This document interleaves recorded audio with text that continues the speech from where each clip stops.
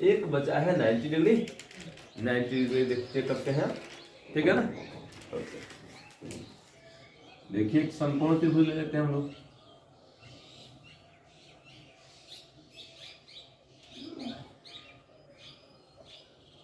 ABC नाम रख देते हैं इसका। यहाँ पे कोण जो है 90 डिग्री है, ठीक है ना। अब ये न्यून कोण को क्या करना है, हमें 90 डिग्री बनाना है। 90 डिग्री का कोण इस कोण को बनाना है। अब यह कैसे बनेगा, थोड़ा सोचना होगा आप लोग को। देखो, जैसे जैसे आधार को छोटा करते चले जाएंगे कोण बड़ा होता जाएगा। आप लोग ध्यान से देखिएगा, मैं इस कण को अब आगे थोड़ा बढ़ा दे रहा हूं यहाँ, तो इस कोण के तुलना में यह कोण थोड़ा बड़ा हो गया, यह कोण थोड़ा बड़ा हो गया। अगर इसे मैं और आगे बढ़ा देता हूं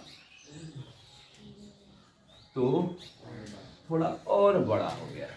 क्या दिख रहा है आप लोग को? यहाँ पे इतना कोण था, यहाँ थोड़ा बड़ा हुआ, यहाँ थोड़ा बड़ा हुआ, और फिर और करीब लाते हैं तो कोण तो और बड़ा हो गया। नहीं, जैसे मान लीजिए आप दूर से किसी वस्तु को देखते हैं तो आपकी आंखों पर छोटा कोण बनता है।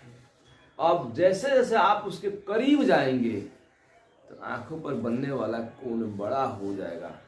और अगर आप उसके नीचे चले जाएं, उस दृष्टि को देख रहे थे, आपको एकदम गर्दन ऐसे उठाकर देखना पड़ेगा। क्यों गर्दन उठाना पड़ रहा है? क्योंकि आपकी आंखों पर बनने वाला कोण बड़ा बन रहा है, ठीक है ना।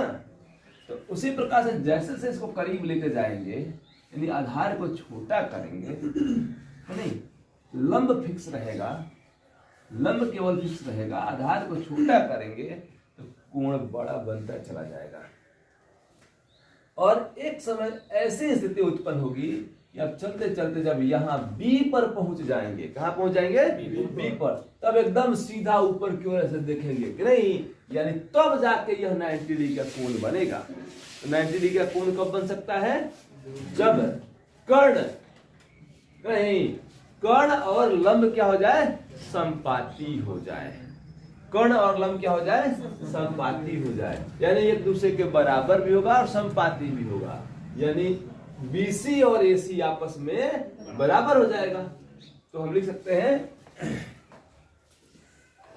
जब कोण A बराबर 90 डिग्री, तो इस स्थिति में क्या होगा?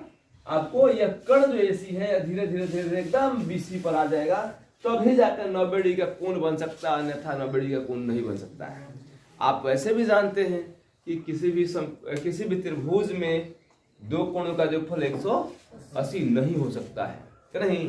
तो अब देखिए यह त्रिभुज खत्म ही तो हो गया। जब तीसरी भुजा है ही नहीं है, तभी तो कल्पना कर पा रहे हैं 90 डिग्री का हम लोग।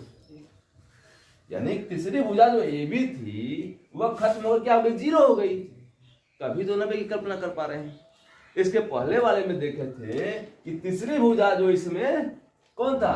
BC था, वह घट के 0 हो गया था, तभी तो 0 डिग्री का कोण बना था, तभी कल्पना कर पा रहे हैं, अन्यथा कल्पना नहीं कर पाते हम लोग।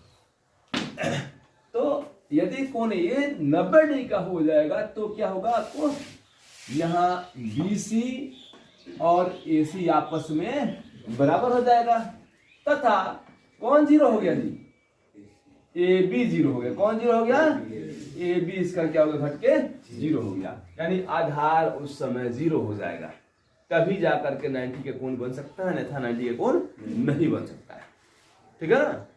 अब देखिए, अगर आप साइन 90 डिग्री का मान अगर ज्ञात करना चाहते हैं कि साइन 90 डिग्री का मान कितना होगा, तो साइन थीटा क्या होता है? P/h, लंब बटा कर्ण। तो लंब कौन है? इस कोण के लिए लंब कौन है? BC। और कर्ण कौन है? AC। आप जानते हैं कि BC और AC दोनों आपस में 90 डिग्री क्या होगा? बराबर होगा। तो आप BC बटा AC को भी BC लिख सकते हैं। BC बटा BC करके कितना हो जाएगा? साइन 90 डिग्री का मान कितना निकल के आ गया? 1 आ गया, पहला निकाल लिया हम लोग। ठीक है, इसी प्रकार से अन्य आप निकालिए, कुछ समय लीजिए आप, और फिर उसके बाद मैं चेक करता हूँ। ठीक है ना, आप बाकी पांचों का मान ज्ञात कीजिए। चलिए अब हम लोग अन्य त्रिकोणमितीय अनुपातों अर्थात बाकी बचे पांचों त्रिकोणमितीय अनुपातों का मान हम लोग 90° के लिए ज्ञात करते हैं। अब इसके बाद हम निकालेंगे cos 90° का मान, कि नहीं cos 90° आधार बटा कर्ण होता है। ठीक है, तो आधार इसके लिए कौन है, एक के लिए ए बी आधार है, और कर्ण कौन है, ए बी का मान कितना है 0/a। और आप जानते हैं किसी भी संख्या से 0 में भाग देते तो क्या आता है 0, ये 0 आ जाएगा, यानी cos 90° का मान क्या आ गया 0 आ गया। इसके बाद देखिएगा tan 90°, tan थीटा क्या होता है लंब बटा आधार, तो इस कोण के लंब कौन है 20, और आधार कौन है आधार है ए बी। अब BC का मान तो कुछ निकाले नहीं हम लोग, ए बी क्या है 0 है, और 0 से किसी भाग देते हैं तो क्या होता है अपरिभाषित, ये हो जाएगा अपरिभाषित। ठीक है ना, आप देख सकते हैं tan थीटा 90° बराबर अपरिभाषित। इसके बाद cosec 90°, cosec थीटा क्या होता है कर्ण बटा लंब, कर्ण कौन है इसका AC, लंब कौन है BC, और हम जानते हैं कि AC और BC दोनों आपस में बराबर हैं, तो हम AC/AC भी लिख सकते हैं क्या, तो कट जाएगा 1 से, 1 आ गया, यानी cot 90° का मान कितना आ गया 1 आ गया। इसके बाद sec 90°, sec 90° क्या होगा,